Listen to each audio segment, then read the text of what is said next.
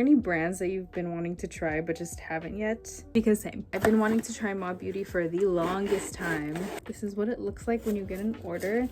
I did a custom palette. I'm really excited. I'm so excited. Look at all these goodies. Funny enough, I got a DM literally like a couple hours ago, and it's from Mob Beauty, and they told me, congratulations, you won a giveaway. I didn't even remember entering a giveaway, but I guess they had one with Parlor. I think it's Parlor Candles. I won, so that's so exciting. Thank you so much to Mob Beauty and Parlor Candles. I think it's Parlor. It's just so funny that they told me that, and then literally my order came in. It's so pretty. I don't even want to open it. I do this sometimes. I'm just weird like that, where like I don't even want to open it yet. I just want to enjoy having them here as they are. The pros and cons of filming in natural lighting. I couldn't help myself. I already played with the lippies a little bit. I did purchase the whole set of lip liners and a lip balm. This is how it looks like all mixed together. So here is natural lighting, which I don't know. As much as I love natural lighting, it just doesn't look right on the video right now. So test out with a light. Now that I've got that settled, as I was saying, here is what all three lip liners looks like combined, mixed with the lip balm that I got. I'm just gonna start building the palette. As much as I wanted to do this in natural lighting, that's just not gonna happen today, and I don't want to wait till tomorrow because I'm so excited. What I decided to do with my custom palette is to try as many formulas as I could. The time that this is all happening, the movie Wicked has come out, so I went to watch it in theaters, and I was so inspired by Wicked, I decided to create myself a Wicked palette. I went back and forth so many times that one of the shades in my cart actually went out of stock as a refill, so I had to just buy it separately as a compact. The shade that went out of stock is M163. This is a good thing because now I can see what like a compact looks like by itself. So if you were to buy one of the shades separately, it would come like this. If you just buy like a whole palette, it comes just as a refill. I'm curious to know how to buy just the refill. It seems like you can't. I'm not sure how that works.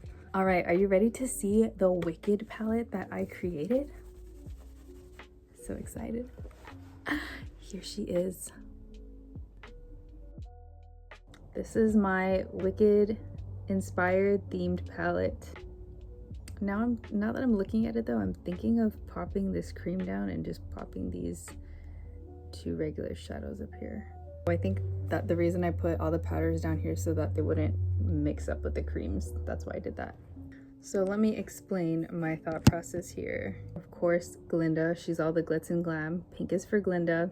I wasn't sure if I was gonna get this sparkly green shade yet, but I ended up deciding to get it because I was thinking of this for Emerald City because of the glitz and the glam, and then this sage green right here more for Elphaba. They did have an olive green that was perfect for Elphaba, but like I said, I was trying to really just fit it all into one palette. I think my baby's coming. My baby's here! What happened? Whoa. Why are you crying? Wanna see my makeup? Want to see my makeup? Wanna see my makeup? Thanks, Grandpa. Bye. See? Oh, yeah. My baby's here. She hasn't seen my like filming setup like this before. Say hi, my name is Alara, and this is my mama. Just looking up. This is the cutie patootie I was talking about. You know, in my video, I said I'm doing a YouTube channel because I always wanted to. And I wanted to show my baby that it's never too late. You can always do what you want. Okay, you're hungry. Okay. What I would love even more if this flipped all the way back so that when I have this open, it doesn't, and then when I lay it on a table, it doesn't take up all that space. If you don't know, Rose's collabs came with suspended sparkle bombs and also cream clays with corresponding regular pressed powder shades. And the reason that I decided to get it in cream clay instead of eyeshadow is because M121 and M125, so the pink and the yellow, were created to be multi-purpose. And I think that's why I ended up not getting a cream blush, even though I selected these two in mind, not only because I wanted to support Rose, but because I thought her idea was so genius, and I don't know why more people haven't hopped on. So her idea was to use these again as correctors. As much as I wanted to get all of them, again, like I said, I challenged myself to try to fit everything into one palette, make it cohesive, and to also just have as many different formulas as possible.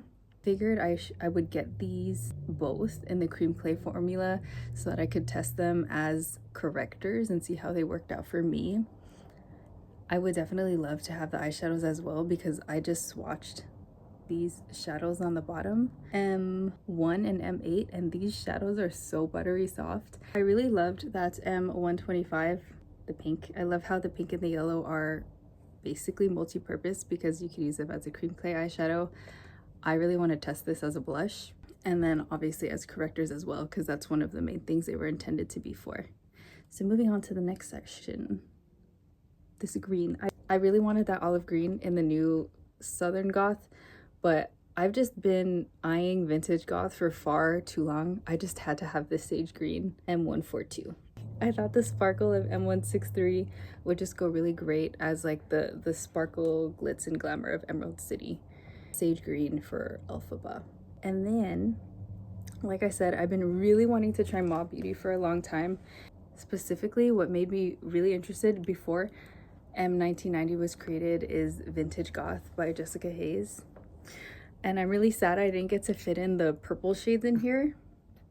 I really wanted that lavender stone shade, and then also Mauve came out with these new like cream clay shimmers. I really wanted to try those, but again, I just had to, I was committed to making this fit the color story. M141, this blue shade here.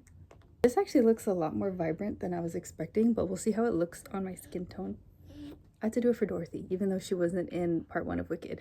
And then yellow, of course, for Yellow Brick Road. And these next 3 shades, so the bronzer and the 2 shadows at the bottom, might be kind of a stretch. Again, I just really wanted to try as many formulas as possible. Okay, so cream clay bronzer, really, I just wanted to try it. But it kind of, sort of, reminded me of like Munchkinland. I feel like I remember seeing a lot of like brown muted tones in the movie. And so I'm gonna say that's what that is. And then also those 2 eyeshadows that I got, M1 and M8. Are you sleepy? And lastly, it might seem like, Jace, what in the world are you doing with this bright coral red shade? Let me tell you, Poppy, which is huge. It was a huge like moment in the film, both films, Wizard of Oz and Wicked. So for me, that was like a poppy red. And that is my Wicked palette. What do you think about this as a Wicked / Wizard of Oz palette? I would love to have this be a separate eye palette. Oh, you like it? You like it? My dream would be to have a mauve palette full. I would love to have just everything mauve, right? I would also love to have them separated by formula. So I would love to have all creams, all face, all creams, all powders, all face, all eyeshadow, you know what I mean? All separated. That organization is what makes me happy. But this is what I came up with for now. I'm really excited to try these. Oh, and then let me just talk about the last thing that I got. So like I said earlier, I took so long making this palette that M163, the sparkly green, actually sold out. So I bought it separately. And then what I put in the palette and I decided to separate is M140. So I'm gonna get to try this cake liner. Bye-bye. Bye-bye. Okay. Okay, my love. Follow your dreams. And if you're scared, do it anyways. One of the best pieces of advice I ever got, you know what, Alara? One of my teachers. She was actually my theater teacher. So that's crazy that I'm making a Wicked palette, which is theater. Yeah. So, you know what she told me? Yeah, she's talking to you guys too. She said, if there's something that you really want to do, don't let fear stop you. And if you're scared, do it scared.